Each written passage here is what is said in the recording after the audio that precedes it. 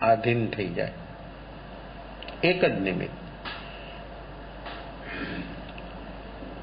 એક સામાન્ય નિમિત્ત પણ જો માણસને લક્ષ્ય અને ભાવમાં આટલો બધો ફેરફાર કરી શકે છે, તો જીવ એ નિમિત્તને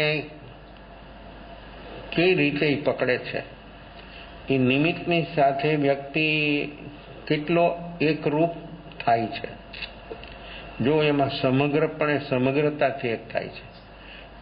હું જે સાધનાની વાત કરું છું સમગ્રપણે સમગ્રતાથી, એ આપ લોકોને આનાથી જો સમજાશે. નેગેટિવ નિમિત્ત આપણી સામે એટલે અનુકૂળ રાગરૂપ નિમિત્ત કે દ્વેષરૂપ નિમિત્ત આપણી સામે બે જ હંમેશને માટે હશે. કાં રાગરૂપ અનુકૂળ નિમિત્ત છે એટલે રાગરૂપ, પ્રતિકૂળ નિમિત્ત છે એટલે દ્વેષરૂપ.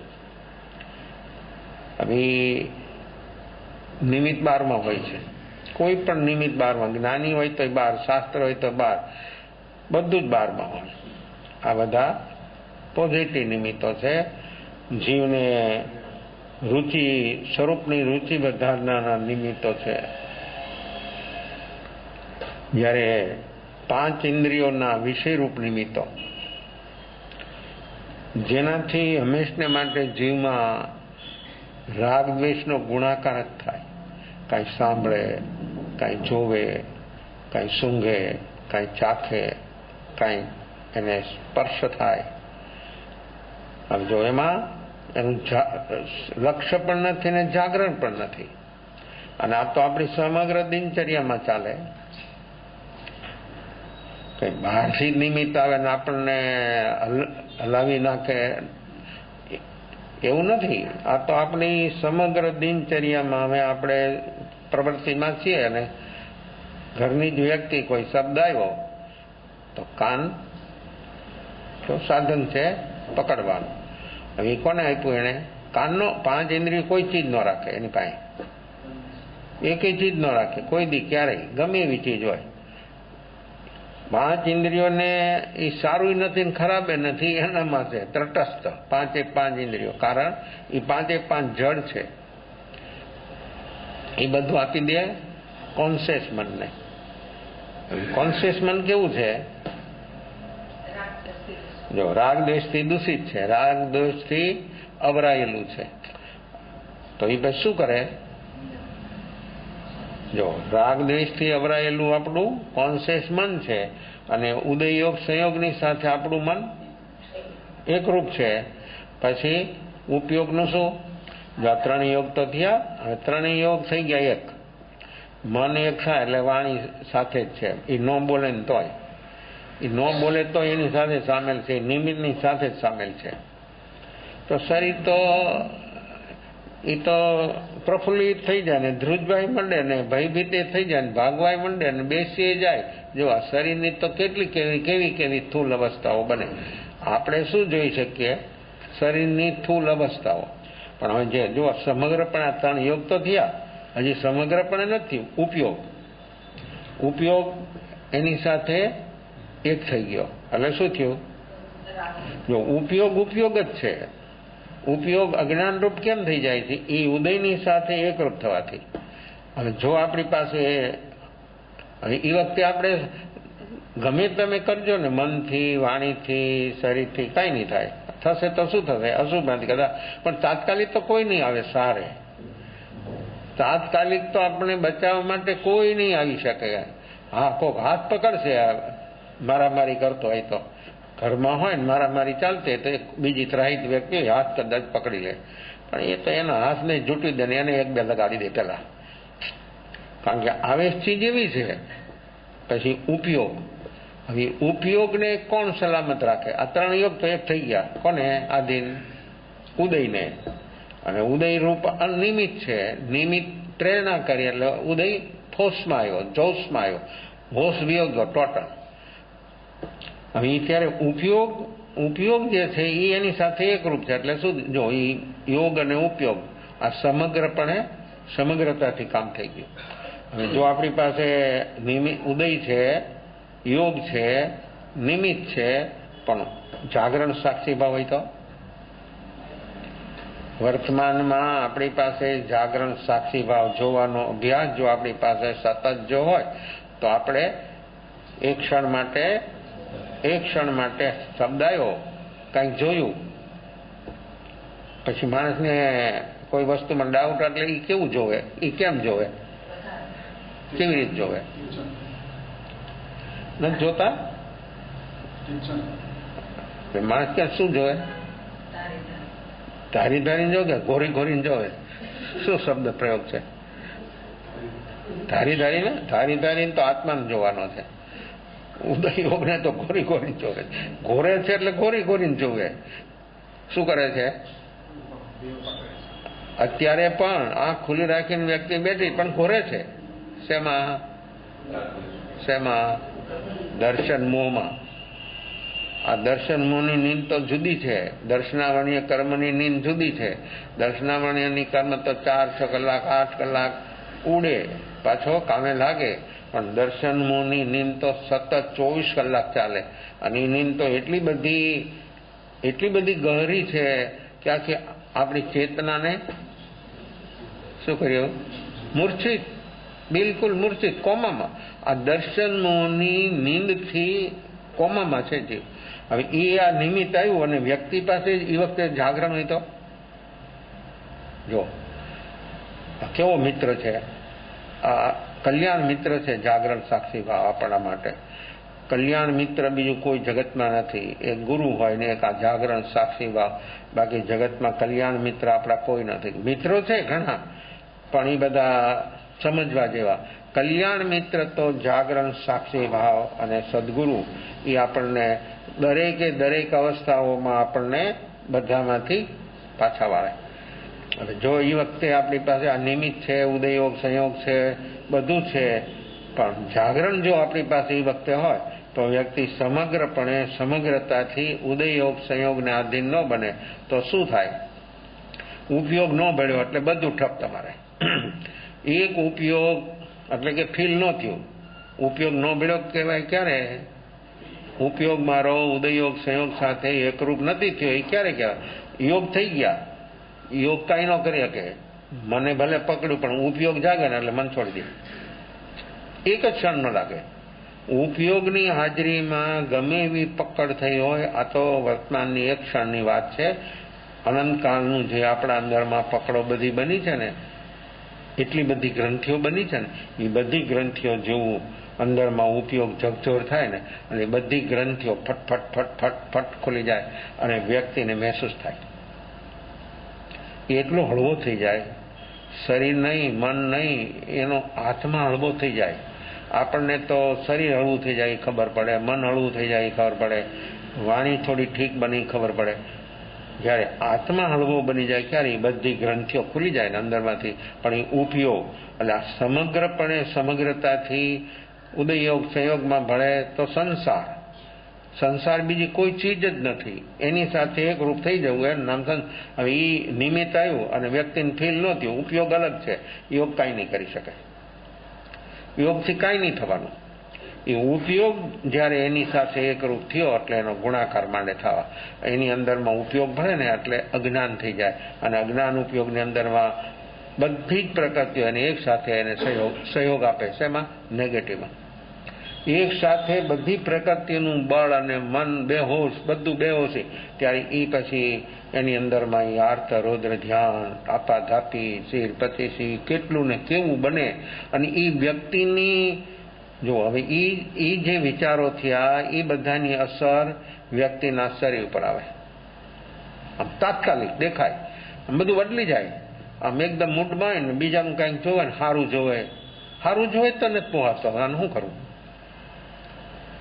એને સારું નથી પતતું તો નેગેટિવ પતે. ગુણે કોઈના ન પતે તો પછી દુર્ગુણ પતે બીજાના.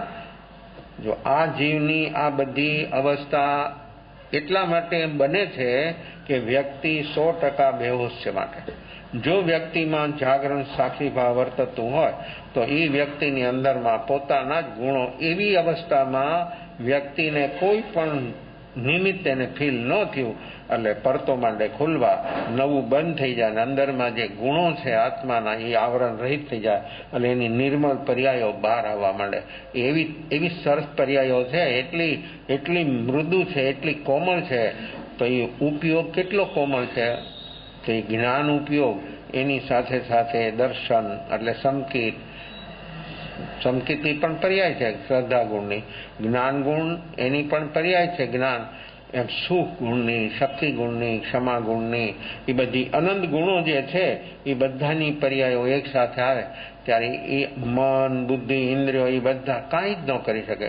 એ પર્યાયથી એટલા બધા અભિભૂત થઈ જાય છે એ યોગ, એનું કંઈ ચાલે જ નહીં, શાંત બેસી જાય અને એને ચૂપચાપ થઈ જાય. મન જરા પણ એક ક્ષણ માટે પણ ઊંચું નીચું ન થઈ શકે, કારણ કે આ ચીજ કોઈ દિવસ એણે અનુભવી નથી.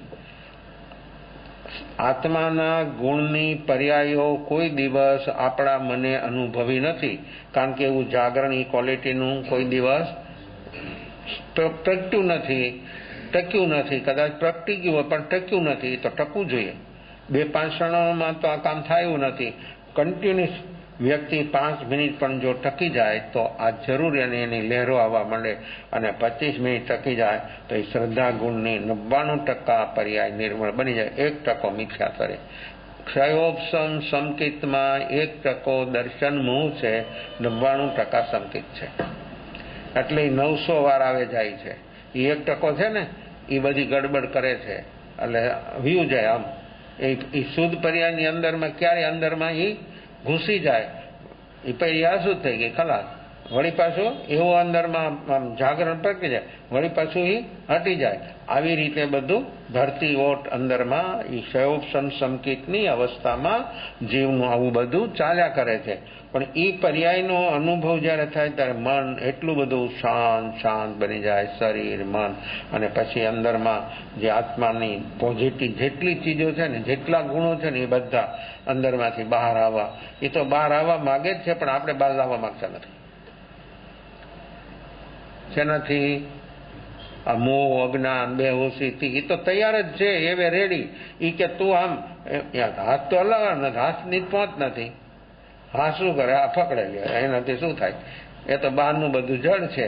આ તો જાગરણ પ્રગટે એવું ઈ ક્વોલિટીનું સાક્ષી ભાવ પ્રગટે તો એ વ્યક્તિની પરતો ખુલી જાય, અને ખુલે એટલે સીધું અંદરમાંથી સ્ફુલિંગ થાય અને બહાર આવે, અને એટલું એનું મન શાંત બની જાય. મનને એમ થાય કે આવું નવું રહેતો, પણ એ પાછું કૂદકા મારે, કારણ કે એની આદત છે ને, મનની આદત છે. જરાક જાગરણ વયું ગયું ને, જરાક ત્યાં એ જરાક જાગરણ થાય જાય ત્યાં તો એ કેટલું મોટું ઊભું કરી દે, વટવૃક્ષ ક્ષણોમાં. મન જયારે ઉપયોગ જાગે એટલે ક્ષણોની અંદરમાં એ બધું વિસર્જિત થાય. મન યોગ બધું ઊભું કરે, ભેગું કરે. આ 3 યોગનું કામ છે ભેગું કરવાનું. જો બંધ, કર્મના બંધમાં પણ એમ છે, પ્રકૃતિને પ્રદેશ એ ખેંચીને મન, વાણીને શરીર ભેગું કરે. 12માં એ ભેગું કરે ને, સ્થૂલ પરિગ્રહ બધો 9 પ્રકારની જે ચીજ છે એ બધું મન, વાણી ને શરીર બધું ભેગું કરે. પણ ઉપયોગ જાગે તો એક ક્ષણમાં એ બધાનું વિસર્જન થઈ જાય. મોહ એના અંદરમાંથી લગાવ છૂટી ગયો તો એ રીએ તોય એના માટે પરિગ્રહ રહેજો. માણસમાં લગાવ છૂટી ગયો તો એ છે તોય પરિગ્રહ નહીં, અને માણસમાં લગાવ છે તો નથી તોય પરિગ્રહ. વસ્તુનું હોવું નહીં હોવું એ તો માધ્યમ છે. અંદરમાં જે આ કામ છે બેહોશીનું, એ બેહોશી જેટલી વ્યક્તિની વધતી જાય એટલો આત્મા આપણો મૂર્છિત બનતો જાય છે. અને એ મૂર્છિત અવસ્થામાં આવું બધું નેગેટિવ ચાલતું હોય, એમાંથી બહાર આવવાનું છે. અને એમાંથી બહાર આવવા માટે વ્યક્તિ જલ્દીમાં જલ્દી જો આ જાગરણ એનામાં સતત તો જાગરણ સાક્ષી ભાવ આપણા કલ્યાણ મિત્ર. આવું કલ્યાણ મિત્ર જગતમાં કોઈ જ નથી, કોઈ જ નહીં. અને જે આપણે માનીએ છીએ એ કાં રાગથી કાં દ્વેષથી, બસ. એ સિવાય બહારના રિલેશનોમાં બ્લડ રિલેશન કયો કે જગત રિલેશન કયો કે ગમે એવું કયો, બધાની સાથે રાગ અને દ્વેષ સિવાય બીજું કાંઈ જ નથી. જ્યારે આ જાગરણ સાક્ષી ભાવ પ્રગટે એટલે કલ્યાણ મિત્ર એ એનું કલ્યાણ કરે છે, અને એ એનું પણ કલ્યાણ કરી દે. જાગરણ સાક્ષી ભાવના સાથે જે જીવ ટકી શકે એનું 100% કલ્યાણ થઈ જાય. તો જાગૃત સાક્ષીભાવ આવા કલ્યાણ મિત્રો છે. આપણે એની મિત્રતા જો રાખીએ, એની મિત્રતા જો આપણે નિભાવીએ તો જરૂર આપણું પણ કલ્યાણ થયા વગર રહી ન શકે. માણસો કેમ કે સારા માણસનો સત્સંગ હોય, સારા માણસની બેઠ ઉઠક હોય તો એનામાં સારું બધું આવે, એનામાં કંઈક માણા બને. કાંઈક માણસો કાંઈક જ્યારે હેલ ખેલ બોલતા હોય ને આવેશમાં, ત્યારે ક્યાં કહે કે માણા તો બંધ ભાઈ. હવે અથવા માણા માણસ નથી. માણસ જો પ્રકૃતિને આધીન થાય ત્યારે માણા નથી રહેતો. શું થઈ જાય? હેવાન. આ જો પ્રકૃતિ માણસને આવો મનુષ્ય જન્મ, આટલો સુંદર મનુષ્ય જન્મ, પણ પ્રકૃતિને આધીન બને એટલે હેવાન થઈ જાય, શેતાન થઈ જાય.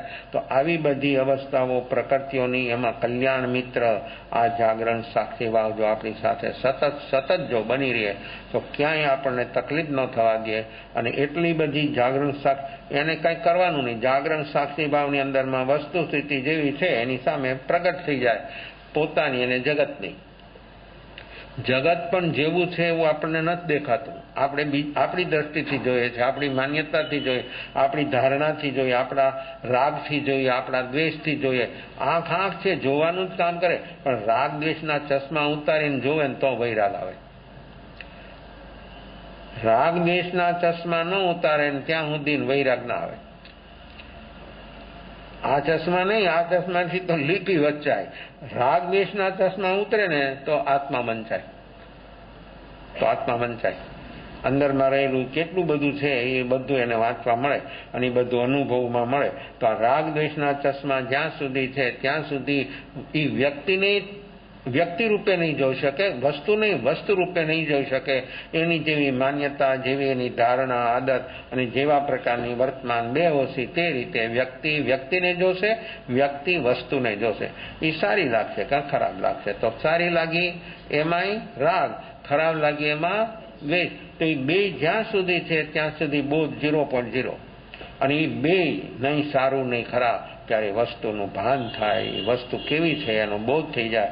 તો એ વસ્તુ છે એને અંદરમાં એ ગુણ છે, એ ગુણથી જ એ વસ્તુ સભર છે. અનંત ગુણોનો સમૂહ એ આત્મા, એમ અનંત ગુણોનો સમૂહ એ પૂતગલ પદાર્થ. પૂતગલની અંદરમાં પણ 2-5 ગુણો નથી, અનંત ગુણો છે. જેમ આત્મામાં અનંત ગુણો છે, પણ જ્ઞાન, દર્શન, સુખ અને શક્તિ આ મેન 4 એ ભાવ પ્રાણ રૂપ પણ છે ને એના ગુણ પણ છે. એમ પૂતગલની અંદરમાં વર્ણ, ગંધ, રસ ને સ્પર્શ એ મુખ્ય છે. બીજા ગૌણતામાં અનેક ગુણો છે એનામાં, પણ એ આપણને એની કોઈ જો ખબર છે કેમ? આ આપણને ખબર પડે. વર્ણ, કલર, ગંધ, રસ અને સ્પર્શ એ વસ્તુ કેટલી સરસ મુલાયમ છે. બસ એમાં બીજા કેટલાય ગુણો છે, પણ એની આપણને કોઈ જાણ થતી નથી. કેમ નથી થતી જાણ? મૂલ્યાંકન થઈ ગયું. બહુ સારી કલાક, બીજું સારું એનાથી ઘણું છે ભાઈ. ઈ સારું છે, એની નીચે બીજું ઘણું સારું છે, પણ તને ન દેખાય, કારણ કે તેને આ બહારનું સારું લાગ્યું. ખલાસ, એમાં તું પકડાઈ ગયો, એમાં તું રોકાઈ ગયો, એમાં તારી મન, બુદ્ધિ, ઇન્દ્રિયો બધા પકડાઈ ગયા. એટલે એના વિશેનું વિચારવાનું, જોવાનું સૂક્ષ્મતાથી બધું બંધ થઈ ગયું. પણ જ્યારે માણસ જોવે, એટલો જોવે, એવું જોવે, એ વસ્તુ જે છે એનામાં એ ગુણ છે. એ ગુણની પાર બીજો ગુણ, ત્રીજો ગુણ, એવા કેટલા વસ્તુની અંદરમાં પણ અનંત ગુણ. વસ્તુ એટલે કે પૂતગલ પણ અનંત ગુણ ધર્માત્મક છે. આત્મા અનંત ગુણ ધર્માત્મક છે, એમ પૂતગલ પણ. તો એના મુખ્ય જે ચીજ છે એ આપણને બહારમાં આવે. એટલે આત્માના પણ આપણે તો બોલીએ જ છે ને, અનંત જ્ઞાન, અનંત દર્શન, અનંત સુખ અને અનંત શક્તિ. એ 4 ગુણ પણ છે ને 4 ભાવ પ્રાણ પણ છે. એને આપણે બોલીએ છીએ, એમાંથી એકે આપણને અનુભવમાં નથી. એ અનુભવ થાય, સમ્યક દર્શન થાય એટલે 4યનો અનુભવ થાય. એક સમ્યક દર્શન વર્તમાનમાં થાય એટલે 4યનો આપણને અનુભવ થાય. ભલે એનું સેમ્પલ જ્ઞાન, દર્શન, સુખ અને શક્તિ, આ 4 ભાવ પ્રાણ જે છે એ સમ્યક દર્શન. જો એક સમ્યક દર્શન થાય એટલે આ 4 ભાવ પ્રાણ જે છે એનો આપણને અનુભવ થાય. અને પછી તો એ કેવું કામ થવા માંડે, કેટલું કામ થાય, કેટલી સ્પીડથી કામ થાય. રાત અને દિવસ એનો ગુણાકાર થાય પોઝિટિવનો, અને આત્માની અંદરમાં રહેલા કર્મો છે બધા ખતમ થવા માંડે. તો આ રીતે જે કાંઈ નિમિત્તો આવે એમાં સમગ્રતાથી જીવ એકરૂપ થઈ જાય યોગ અને ઉપયોગથી. અને પછી ચાલે રટવાનું ક્યાં સુધી? જો ઉપયોગમાં રટવાનું નથી, યોગમાં રટવાનું છે. હોશમાં રટવાનું નથી, હોશમાં જોવાનું છે. બેહોશીમાં રટવાનું છે. બેહોશીમાં આર્ત રૌદ્ર ધ્યાન છે, કષાયો છે. જાગરણ સાક્ષી ભાવમાં કષાય નથી, હોશ છે. હોશ અને કષાય ન હોય, જ્યાં હોશ હોય અહીંયા કષાય ન હોય. પકડે કોણ? બેહોશીથી પકડાય અને પ્રકૃતિઓ, કારણ કે એને પ્રકૃતિને અનુરૂપ બાર નિમિત્ત છે, એટલે ઈ ક્વોલિટીની પ્રકૃતિ બે એક થઈ જાય એટલે પકડે, અને પકડે એટલે રટવાનું સાધન છે મન. કારણ કે મનમાં સાથે ઉપયોગ છે, એટલે જો ઉપયોગમાં ગુણાકાર થાય અજ્ઞાનનો, અને એટલું પકડ થાય ને એટલા દિવસો, મહિનાઓ, વર્ષો, જન્મ સુધી રટે, સમ્યક દર્શન 100% ન થાય. જીવ જેટલું નિમિત્તોને રટે એટલા યોગ અશુદ્ધ થઈ જાય, ઉપયોગ અજ્ઞાન થઈ જાય, અને એવી ગ્રંથિઓ મજબૂત બને કે જીવ કોઈ દિવસ, હવે એ ક્વોલિટીનું જાગરણ સાક્ષી ભાવ તો એની અત્યારે પ્રગટું છે નહીં, એટલે કોણ ખોલે?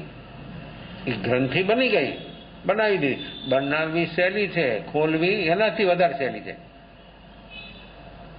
તમને એમ લાગ્યું કે મહારાજ એમ બોલે છે કે એનાથી ખોલવી કઠિન છે? કઠિન નથી, એનાથી સહેલી. બનાવવી જેટલી કઠિન છે ને, અને બને છે જેટલી મજબૂત ને, એનાથી 1000માં નહીં, લાખમાં નહીં, કરોડમાં નહીં, અનંતમાં ભાગની શૈલી. અનંતમાં ભાગની શૈલી ગ્રંથિને ખોલવી ગમે એટલા જન્મની છે તો પણ ઉપયોગ જાગે ને એટલે એની ખેર ન રહે. ઉપયોગ જાગતાની સાથે અંદરમાં જે પ્રકૃતિઓ છે ને, આમ જોવે ને જલવા માંડી જાય, જલી જાય. આવી તાકાત છે આપણા ઉપયોગમાં. એ ઉપયોગ સર્વોપરી છે.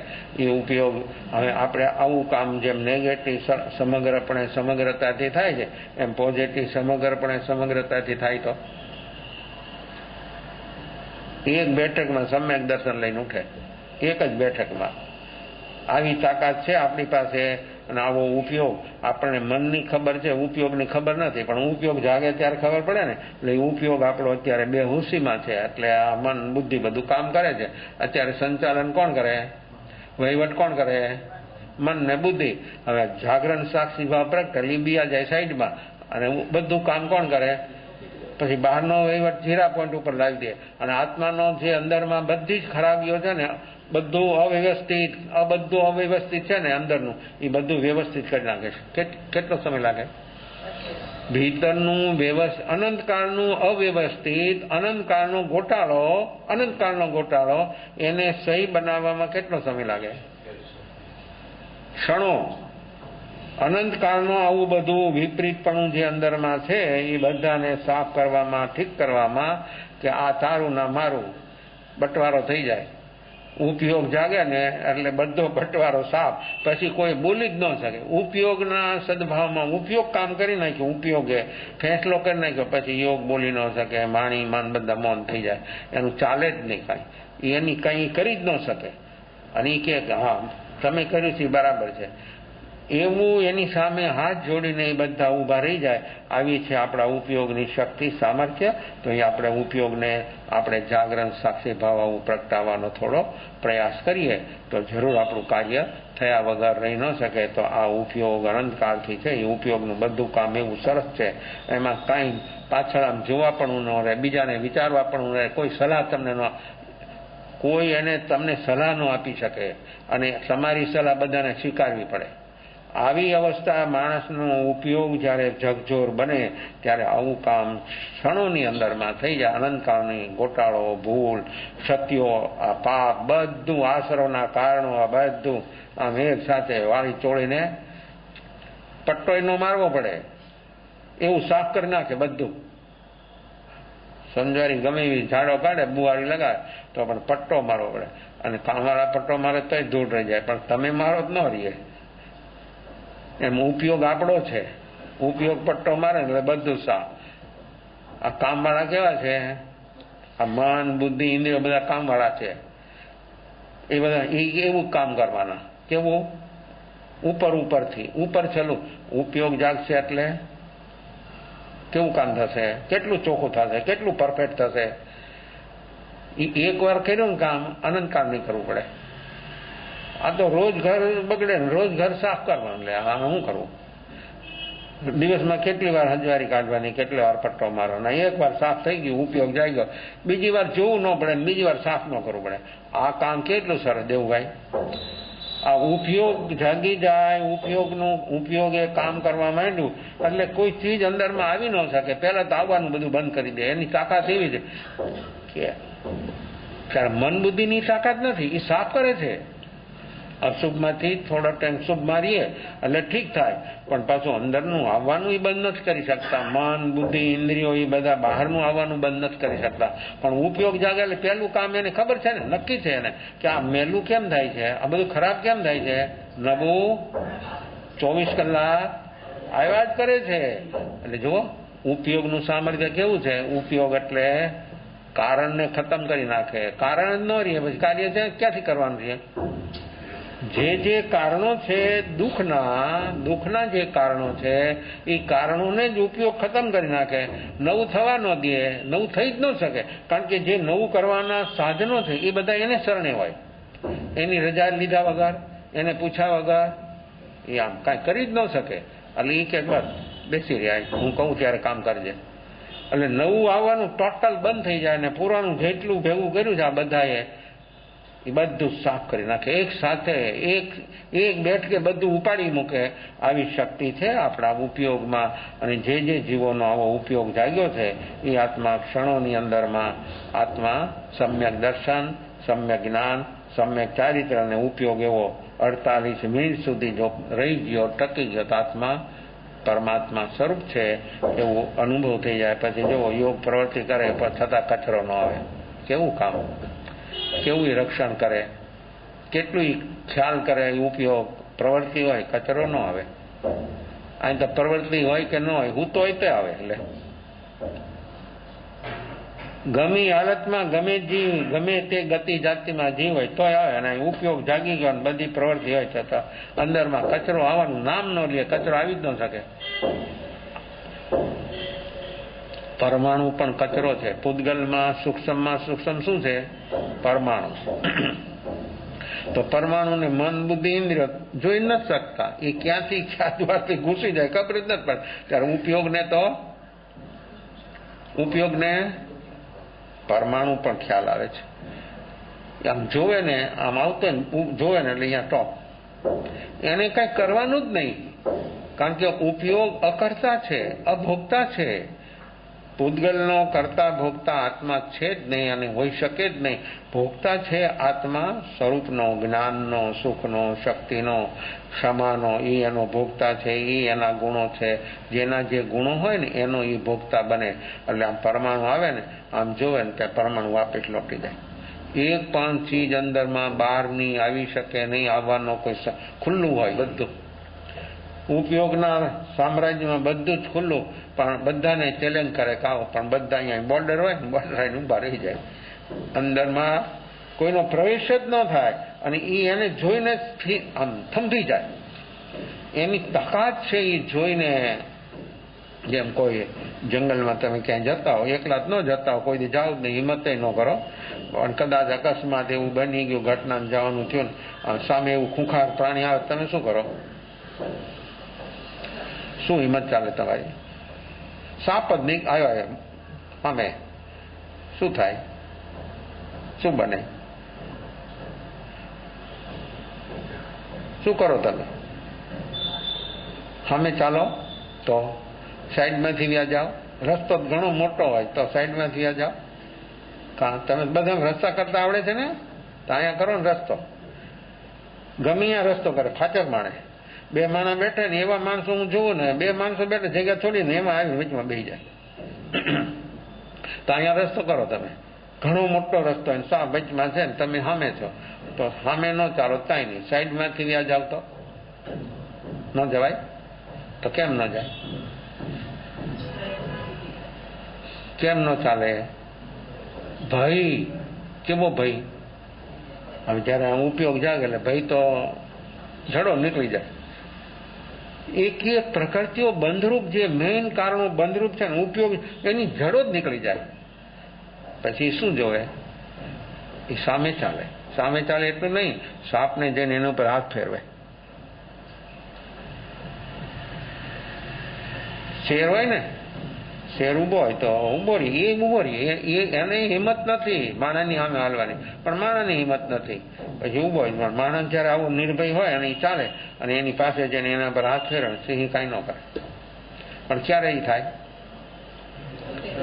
અંદરમાં ભયથી માણસ ઉપર ઉઠ્યો હોય તો એ કામ શક્ય બને. ભય હોય તો વાંદાથી બીવે. કિચનમાં કામ કરો ને વાંદર નીકળે તો એ ગમી બળી જતો બળી જાવ, વાંદર નીકળે બહાર નીકળી જાય. તો હવે સાપની સામે તો ક્યાંથી જાય ને એના ઉપર હાથ ક્યાંથી ફેરવે? પણ નિર્ભય બની જાય ભયથી. ઉપયોગ જાગે ને એટલે આપણી અંદરમાં અનંતકાળથી રહેલું બધું આ નેગેટિવ છે ને, 7 પ્રકારના ભય, આ 7 પ્રકૃતિ, બધી પ્રકૃતિઓ જેટલી છે ને બધી આમ વહી જાય. પછી એને તો ચોખ્ખો શુદ્ધ જેવો છે એવો પ્યોર આત્મા એને દેખાય. પછી હામાં શું દેખાય ને? આપણને શરીર દેખાય ને આત્મા દેખાય. જો ઉપયોગ છે આરપાર જોઈ શકે, આંખ છે આરપાર ન જોઈ શકે, આંખની ક્ષમતા નથી. આપણી 5 ઇન્દ્રિયો મન અને બુદ્ધિની ક્ષમતા નથી આરપાર જો. ઉપયોગની ક્ષમતા અને તાકાત છે આરપાર જોઈ લે. એ બહારનું છે એ બધું છે પૂતગલ, અંદરમાં જે છે ચેતન ભગવાન છે. તો એ જોવે કે મારા જેવો આત્મા જ છે ને, એનામાં ભય નથી ને. અને આના અંદરમાં એવો નિર્ભય હોય કે સાપ પણ શાંત રહે, એને કાંઈ ન કરી શકે. શેર હોય કે સાપ હોય એને કાંઈ ન થઈ શકે. એ નિર્ભય છે તો સામાના અંદરમાં રહેલા ભયના ભાવો છે પણ થોડા ટેમ્પરરી શાંત થઈ જાય અને એ પણ એને કાંઈ ન કરે. આવી છે આ તો સદમસ્ત જીવોની વાત. વિતરાગની વાત તો કોઈ અલગ જ છે. વિતરાગ બને એટલે તો એને કાંઈ, એની તો સેવામાં બધા હાજર થઈ જાય. તીર્થંકર પરમાત્માનું સમોસરણ હોય એની રચના કરે દેવો, ત્યારે પછી 12 એને જોયો. એ સમોસરની રચના એવી હોય કે બધા બેહવાની વ્યવસ્થાઓ બેઠકો અલગ હોય. તિર્યંચોની, મનુષ્યની, દેવોની, બધાની અલગ અલગ બેઠકો. અને પોતાની બેઠક ઉપર આવીને બધા જીવો બેસી જાય આરામથી. કોઈ જીવને તિર્યંચ પ્રાણીઓ 5 જલચર, થલચર, ઉર્પર, ભૂતપર, ખેચર 5 પ્રાણીઓ હાજર હોય, બેઠા હોય, પોતાની જગ્યા હોય ત્યાં બેઠા સાંભળે. અને એટલા ભાવથી સાંભળે આમ તરબતર થઈ જાય. અને તિર્યંચ પ્રાણીઓ પણ અંદરમાં ડૂબી જાય તો એ જીવો પણ ત્યાં સમ્યક દર્શન બોધિ પામવાના સદભાગી બની જાય. ત્યારે મનુષ્ય તો કેટલા પામી જાય સમ્યક દર્શન? લાખો જીવો હોય, હજારો નહીં લાખો. અને દરેક જીવો પોતાની ભાષામાં સમજી જાય. આવી છે. હવે જો તીર્થંકરના જે અતિશયો છે ને એમાં એ ઘણા પુણ્યના અતિશયો છે અને ઘણા આત્માના અતિશયો છે. 35 પ્રકારની સત્ય વચન વાણી, 34 અતિશય, 1000 અષ્ટ ઉત્તમ લક્ષણ, એ બધા એમના પુણ્યના અતિશયો છે, એટલે પૂતગલ રૂપ છે. બીજા આત્માના અતિશયો છે. આત્માના અતિશયો ઇન્દ્ર ચામર ભીંજે, આ બધું સમોસણની રચના, એ બધું એમના પુણ્યથી થાય. અને એ બધા અતિશયો પુણ્યના હોય. આત્માના અતિશયો છે એ અલગ છે. એ અતિશયો એવા છે કે એ અતિશયની અંદરમાં પૂતગલ ક્યાંય ન હોય અને આત્મા જ હોય, અને આત્મા પ્યોર જ હોય. તો એ આત્માના અતિશયો જે છે એ અનંત જ્ઞાન, અનંત દર્શન, અનંત સુખ, અનંત શક્તિ, એ ગુણ પણ છે, એ પર્યાય પણ છે. અને એ પર્યાયની એટલો બધો એનો ફેલાવ થાય છે. અને એ પર્યાયો એવી છે કે દરેક જીવો એ પર્યાયને જુએ છે ત્યાં સ્થિર થઈ જાય છે. ઇન્દ્રો પણ એ અવસ્થાને જોઈને લલચાઈને આવે છે. ઇન્દ્રો 64 ઇન્દ્રો પણ પરમાત્માની આત્માની સંપત્તિ પણ કહેવાય, આત્માના ગુણો પણ કહેવાય, એની પર્યાયો પણ કહેવાય. તો એ જીવો પરમાત્માને પાસે કેમ આવે છે? ઇન્દ્રો એની પાસે શું કમીના છે? એની પાસે શું તૂટો છે? કેટલી શક્તિઓ છે? કેટલો બધો વૈભવ છે? કેટલું બધું છે એની પાસે? છતાં એ પરમાત્મા પાસે આવે છે એટલા માટે કે પરમાત્માની પાસે જે છે ને એ પ્રગટ રૂપે એની પાસે નથી. અને એટલું બધું છે ને એવું બધું છે કે આ ઇન્દ્રપણું ઝાંખું થઈ જાય. ઇન્દ્રપણું પરમાત્માના અતિશયો પાસે ઇન્દ્રપણું ઇન્દ્રાસન ઝાંખું થઈ જાય. એટલે તો આવે છે દોડીને સેવા કરવા. પરમાત્માની સેવા કરવા માટે 64 ઇન્દ્રો હાજર કેમ થાય કે આ ઇન્દ્ર પણ તમે આવું, આમાં તો કાંઈ છે નહીં. સમ્યક દર્શન ઇન્દ્ર હોય એમ જોઈ શકે કે આમાં કાંઈ છે નહીં, આમાં છે, આ વૈભવ છે, આ અનુભવવા જેવું છે. તો આની સેવા હું એવા ભાવથી સેવા કરે તો એની અંદરમાં એવા ભાવ સુધી પહોંચી જાય, એવા ભાવો બને એટલી એની પ્રણતિ નિર્મળ બને. તો એ જે આત્માની જે ચીજ છે તે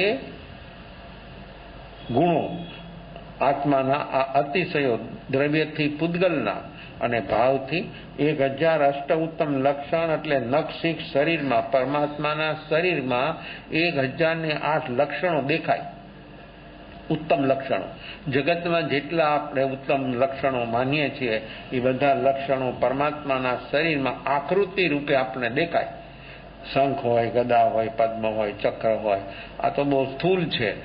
એટલા સૂક્ષ્મ લક્ષણો 1008 લક્ષણ પરમાત્માના શરીરમાં આપણને દેખાય. આ બધું પુણ્યથી છે, આ બધા પૂતગલના છે. એ સમજીને વિનય કરે તો સાચો વિનય નહીં. એમ સમજે કે આ પરમાત્મા નહીં, એ શરીર, એ પૂતગલ. પણ પુણ્ય એવું છે, એ પુણ્યને પૂતગલ સ્પર્શ્યું છે તો પૂતગલ પણ પુણ્યરૂપ બની ગયું. લે એવું પુણ્ય છે એ આત્માનું કે એ પુણ્યને એ પૂતગલ સ્પર્શ્યું એટલે કે શરીર મળે ને, તો જન્મ હોય એટલે તો શરીર મળે. તો એ પુણ્ય આત્માને એ પુણ્યના યોગથી જે પૂતગલ એ પુણ્યને સ્પર્શ્યું તો પૂતગલ પુણ્યરૂપ બની જાય અને લોકો પૂતગલને પૂજે છે ને. મતાર્થીના લક્ષણો આત્મસિદ્ધિમાં જે જીન દેહ પ્રમાણ, સમોસરણાદિ સિદ્ધિ, વર્ણન સમજે જીનનું, રોકી રહે ને જ બુદ્ધિ. જો મતાર્થી હોય તો એ પરમાત્માને જોવે કે ઓહો આવું છે, એ બહારથી જોઈને અંજાઈ જાય. એવું હોય ઇન્દ્રો પણ જેની વિષાત્મા નથી એવું એનું બહારનું હોય પ્રભુત્વ, અને અંદરનું પ્રભુત્વ તો કેટલું છે અદભુત. શરીરનું, વાણીનું, મનનું, એમના બધા જે અંગો પાંગ એ કેટલા સપ્રમાણ હોય ને કેટલા સુંદર હોય. આ બધું પૂતગલ છે. તો એ પૂતગલના અતિશયો છે, દ્રવ્ય અતિશયો કહેવાય, બહારના અતિશયો કહેવાય. આ આત્માના અતિશયો એ કોણ જોઈ શકે? જેનામાં સમ્યક દર્શન હોય, અગર પરમાત્માની જેને ઓળખાણ થઈ જાય એ પરમાત્માનો આંતર વૈભવ જોઈ શકે. અને આવી જેની અંદરમાં જોવાની ક્ષમતા હોય એ પરમાત્માને જોતાની સાથે અંદરમાં હું પરમાત્મા છું એવી એને ચોટ લાગી જાય અને એ આત્મા ત્યાં ને ત્યાં નિર્વિકલ્પ બની જાય. ઊભો હોય, બેઠો હોય, નિર્વિકલ્પ બની જાય અને અંદરમાં બોધિ સમ્યક દર્શન પ્રાપ્ત થઈ જાય. આત્માના પરમાત્માના વૈભવને સહી દ્રષ્ટિથી જોનાર જીવને સમ્યક દર્શન થઈ જાય. પણ બહારનું જે અતિશયો જોવે ને એમાં એ રોકાઈ જાય તો ન થાય. જે જીન દેહ પ્રમાણ, સમોસરણાદિ સિદ્ધિ, વર્ણન સમજે જીનનું, રોકી રહે, બુદ્ધિ રોકાઈ ગઈ ત્યાં બહારના વૈભવોમાં. અને જે જીવને લક્ષણ ન હોય, રુચિ ન હોય એવા જીવો બહારના પરમાત્માના વૈભવમાં, બહારના દેખાવમાં જીવો રોકાઈ જાય. એ જોઈને વાહ કરે અને પછી બહાર આવી જાય, બધું ખંખેરી નાખે.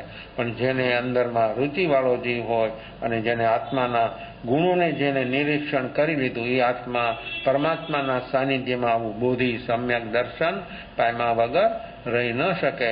તો આપણી પાસે આવા અનેકવિધ નિમિત્તો અનેકવાર આવ્યા. આપણે પણ, આ જીવ પણ પરમાત્માની પાસે જઈને પરમાત્માના સમોસરણમાં બેસીને મનુષ્યપણે, દેવપણે, તિર્યંજપણે એક વાર નહીં અનેક વાર પરમાત્માને આમને સામને જોયા છે અને સાંભળ્યા છે. છતાં બદલાટ કેમ ન થયો ભાઈ? કેમ નો કાંઈ અંદરથી બહાર આવ્યું? ઝવેરાત બહાર કેમ ન આવ્યું? તિર્યંજપણે, મનુષ્યપણે, દેવપણે, કારણ કે 12 પ્રકારની પરિષદ હોય તો 5 પ્રકારના તિર્યંજ, 4 પ્રકારના દેવ ને દેવી, મનુષ્ય ને મનુષ્યની, આ 12 પ્રકાર. તો કોઈ પણ ક્ષેત્રમાં આપણે મનુષ્યપણે પણ હતા, દેવપણે પણ હતા, તિર્યંજપણે પણ હતા. અને પરમાત્માની સામે જઈને એની વાણી આપણે સાંભળી, એના દર્શન કર્યા. પણ અહીંયા બેઠો, અહીંયા રહ્યો, ત્યાં સુધી શુભ ભાવમાં રહ્યો. જેવો બહાર નીકળ્યો એટલે જે બધી અસલિયત હતી એ પાછી આવી શિર પર સવાર થઈ ગઈ. આપણી અંદરમાં જ્યાં સુધી આ બેહોશી રહે ત્યાં સુધી વ્યક્તિ કદી પણ વસ્તુ સ્થિતિને પામી શકતી નથી. કોઈ પણ વ્યક્તિ હોય, બેહોશીમાં હોય, ગમે એવી એજ્યુકેટ હોય, ગમે એટલી હાઈફાઈ હોય, પણ જ્યાં સુધી મન બુદ્ધિના લેવલ ઉપર જીવે ત્યાં સુધી આ વસ્તુનો સ્પર્શ થાય એવી કોઈ સંભાવના. હા, ગમે એવો ગામડીઓ હોય, ગમાર હોય ને રૂચિવાળો જીવ હોય ને સરળ હોય, પહેલી જ વારમાં એને છલાંગ લાગી જાય. જેને આપણે ગામડીઓ કહેતા કાંઈ કે આને કાંઈ ખબર જ નથી પડતી એવી વ્યક્તિ પણ એવો સરળ હોય, જે જીવો સહજ સરળ હોય, સાધનામાં સરળતા જેનામાં સહજ હશે એ કામ પેલો કરી જવાનું. આ સરળતા એક એવી ચીજ છે કે બધા ગુણોનો આવિર્ભાવ થવાનો, બધા ગુણો આવવાના. સરળતાના સદભાવમાં બધા જ ગુણો આવવાના, અને જ્યાં સરળતાનો અભાવ હોય ત્યાં એક પણ ગુણ બહાર આવે એવી કોઈ સંભાવના નથી. કારણ કે વિષમતા છે ને એ આખું નેગેટિવ છે, અને સરળતા છે એ પોઝિટિવ ચીજ છે. જેવી વ્યક્તિ યોગથી સરળ બની, હજી તો યોગથી સરળ બની, એનું મન સરળ બન્યું, અને મન સરળ બને એટલે વાણી સરળ બનશે. મનને વાણી સરળ બને એટલે શરીર સરળ બનવાનું, એટલે શરીરથી માણસમાં સેવાનો ભાવ આવવાનો. અને જ્યારે યોગ અંદરથી ઈગો ઝૂકી ગયો ત્યારે શું આવવાનું? ત્યારે શું આવવાનું? તો લૌકિક વિનય યોગથી થાય, લોકોત્તર વિનય ઉપયોગથી થાય. લોકોત્તર વિનય ઉપયોગથી થાય, અને ઉપયોગ જાગે એટલે ઈગોનું શું થાય? ઉપયોગ જાગે. યોગ ઝૂકે તો ઈગો નહીં ઝૂકે, પણ ઉપયોગ જાગ્યો એટલે ઈગો ઝૂક્યા વગર રહે જ નહીં. યોગ ઝૂકે, ઈગો ઝૂકે એવો નિયમ નથી, પણ ઉપયોગ જાગ્યો એટલે ઈગોને ઝૂકવું જ પડે. અંદરમાં ઉપયોગ જાગ્યો, અગર જાગરણ સાક્ષી ભાવ પ્રગટ્યું એટલે ઈગોને ઝૂકવું જ પડે. ઈગો રહી જ ન શકે, કારણ કે આ એવી તાકાત ધરાવે છે વિનય. અગર જાગરણ સાક્ષી ભાવ, તો એ જાગરણ સાક્ષી ભાવના સદભાવમાં ઈગો અંદર રહી જ નથી શકતો, કારણ કે વિજાતિ થઈ ગયું. આત્મા સરળ છે. કેટલો સરળ છે! જગતમાં કોઈ ચીજ એવી નથી કે જેની એની ઉપમા આપી શકાય, ઉદાહરણ આપી શકાય કે આત્મા આવો સરળ છે, આટલો તરલ છે. પાણી કેટલું સરળ તરલ છે, પણ પાણી સ્થૂળ છે. ઉપયોગ અને આત્મા જેવું પાણી સરળ તરલ નથી. પાણી છે, રૂપી છે, પદાર્થ છે, પૂતગલ છે. પૂતગલ સરળ છે જરૂર, પણ લિમિટ. ત્યારે ઉપયોગ સરળ કેટલો છે, કેવો છે? અને એ સરળતાની અંદરમાં શું થાય છે? જેટલી વસ્તુ સ્થૂળ છે એટલી કડક હોય, જેટલી વસ્તુ સ્થૂળ છે એટલી કડક હોય, અને જેટલી વસ્તુ નરમ છે એટલી બધી કોમળ હોય કે એની એક એક ચીજ કોમળ હોય. આમ જરાક થોડું લ્યો ને, થોડી એની તો એ કોમળ હોય. વધારે પ્રમાણમાં એનો ક્વોન્ટિટી વધારે હોય તો વધારે આપણને, કારણ કે આપણે સ્થૂળ છે એટલે વધારે ક્વોન્ટિટી હોય એટલે આપણને વધારે સરળ, મૃદુ લાગે, સોફ્ટ લાગે, આવું બધું આપણે બોલીએ. પણ એનો એક અંશ હોય ને, એ પણ એટલું જ કોમળ છે, કારણ કે અનંત અંશોથી એ ભેગું છે. એ સ્થૂળ છે ક્યારે બન્યું? એ બધું ભેગું થયું ત્યારે ને. એક પરમાણુ તો આપણે જોઈ નથી શકતા, અનંત પરમાણુ ભેગા. તો પણ એ પરમાણુ બધા કેવા છે? મૃદુ છે.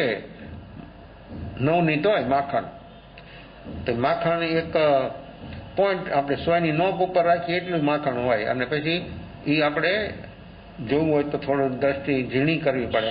અગર આમ આંસુ પર લ્યો તો જલ્દી આપણને ખબર ન પડે, પણ મગ જેટલું લ્યો તો, ચણા જેટલું લ્યો તો, આંબીલા જેટલું લ્યો તો, સોપારી જેટલું લ્યો તો, પણ એ બન્યું છે નું, એ ઘન બન્યું, આટલું વધારે પ્રમાણમાં બન્યું છે એનાથી.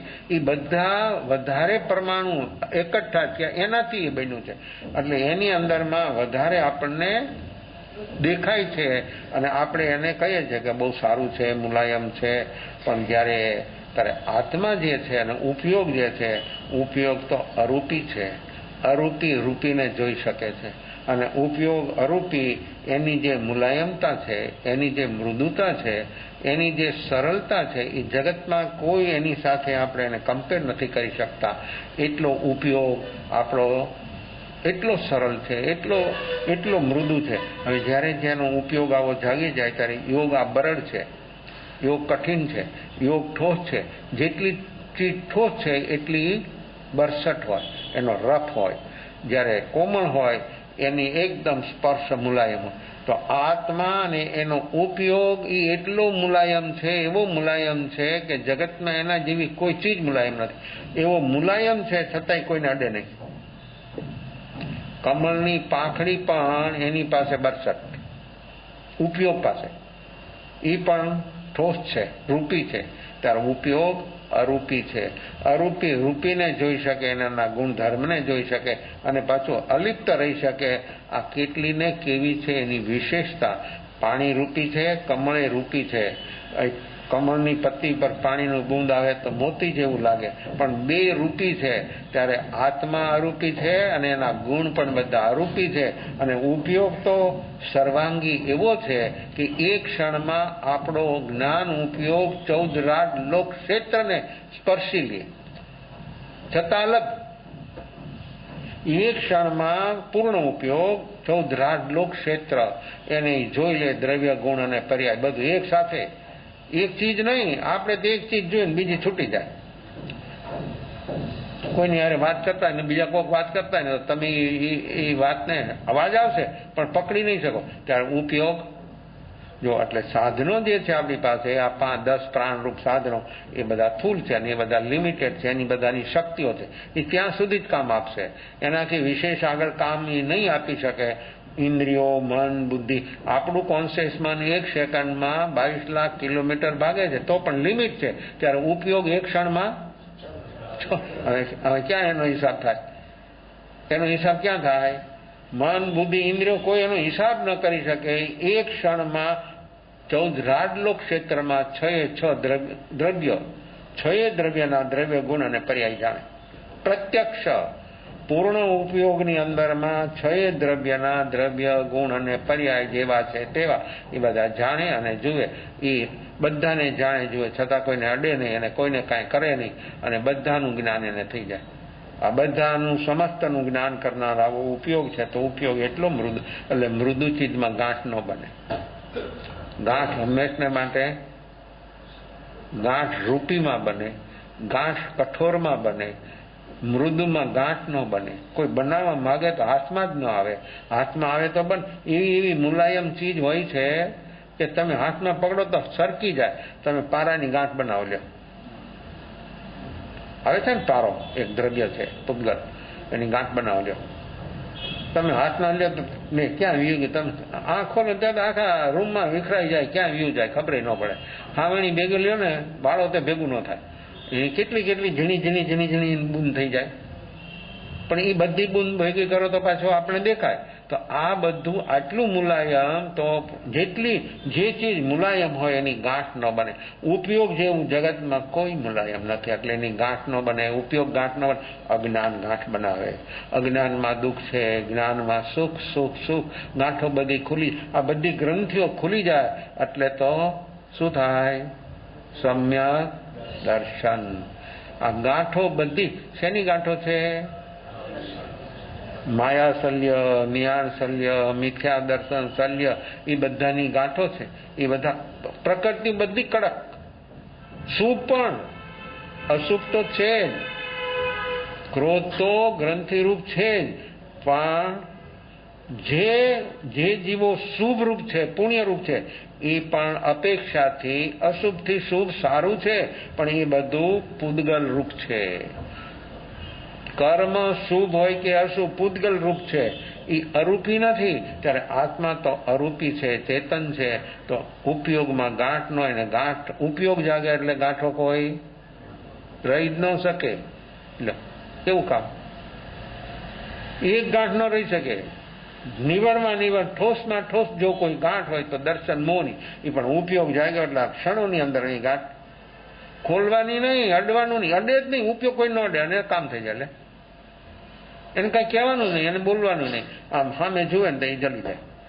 આ દર્શન મોહની ગ્રંથિ કોઈથી ન જલે. ગમે એટલી હીટ આપે, ગમે એવા પ્રકારની, છતાં પણ ઉપયોગ જાગ્યો એટલે એ ગાંઠ બધી ચલી જાય. આ છે આપણો ઉપયોગ. આ ઉપયોગ સ્વરૂપ આત્મા છે અને આ ઉપયોગ સ્વરૂપ આત્મા તો એ ઉપયોગનો ઉપયોગ કરતા આપણે શીખીએ. ઉપયોગ જાગશે, જાગરણ સાક્ષી ભાવ પ્રગટે તો આ બધું કામ આપણું કેટલું સરળ બની જાય, કેટલું સરળ બની જાય, કેટલું સરળ બની જાય, કેટલું ઈઝી છે, કેટલું ઈઝી છે. જ્યારે ઉપયોગ જાગશે ને ત્યારે ખબર પડશે. આ સંભળાય છે અત્યારે, સમજાતું હશે, કદાચ કોન્સન્ટ્રેશન હશે, પણ ઉપયોગ થોડી ક્ષણ જાગે છે ને ત્યારે આપ લોકોને એનું સેમ્પલ મળશે, એની ખબર આવું છે, આ છે, આ હું એ એવો અવાક થઈ જશે વ્યક્તિ કે આ હું, આવું મારું, અને હું અત્યાર સુધી ક્યાં હતો. એને પોતાને જ એમ થશે કે અત્યાર સુધી હું ક્યાં હતો, અત્યાર સુધી મેં શું કર્યું. આ ઉપયોગનું સામ્રાજ્ય છે, એવી ઉપયોગની અવસ્થા છે. એવો ઉપયોગ આ કલ્યાણ મિત્ર છે, જાગરણ સાક્ષી ભાવ. આવો ઉપયોગ જો આપણો જાગી જાય તો આ મનુષ્ય જન્મ સાર્થક સફળ બની જાય. સમય આપણો પૂરો થાય છે. કરીએ 5-7 મિનિટ ધ્યાન.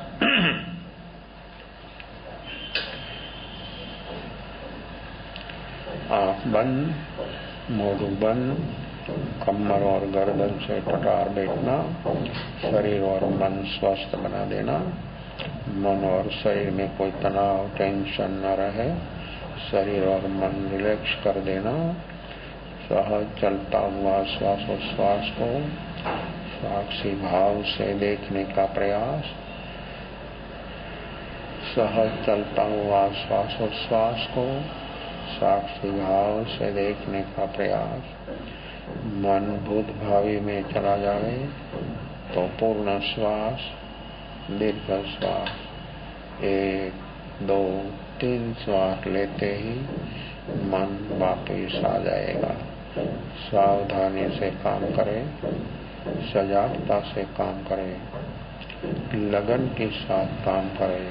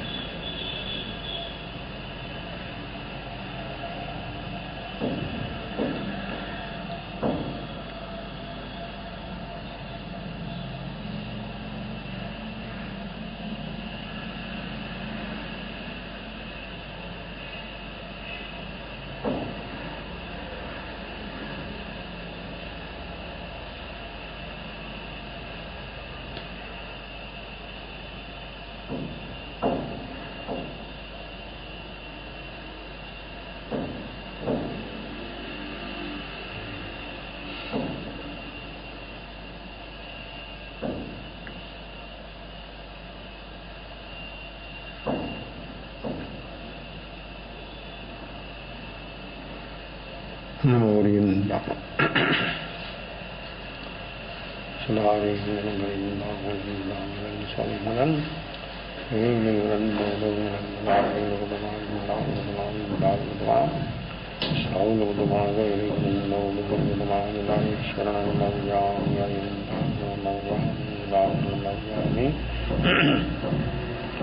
Swahu Sharanam Bhajami Gauri Valandam Sharanam Bhajami Char Mangalinjar Panjar Sangarayo Sagar Manalai Valkaranayal Mokshadhan Shivalayananda Bhavadri Gungai Devdre Gungai Sarai Sarai Avarashanani Govindinamaya Adaya Akshari Avijala Madhao Amurke Amrtamase Vilavitana Banda Shri Guru Gautama Samariye Manavanchita Paradata Swave Bhavana Bhaviye Bhave Videdan Bhave Dharma Radhiye Bhave Kevalajnan Bhave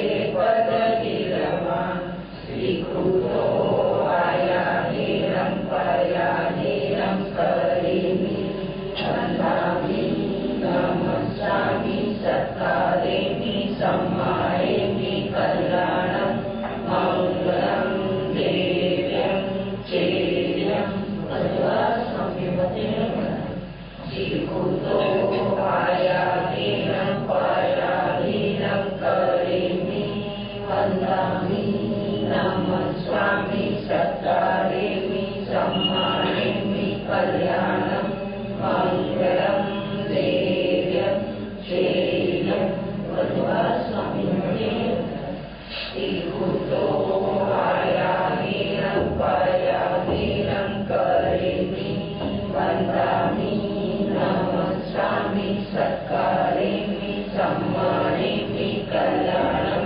Mangalam Devyam Cheryam Advasamyavatena Mohan Swami Bhagavan ki Sadaivu Chaturveda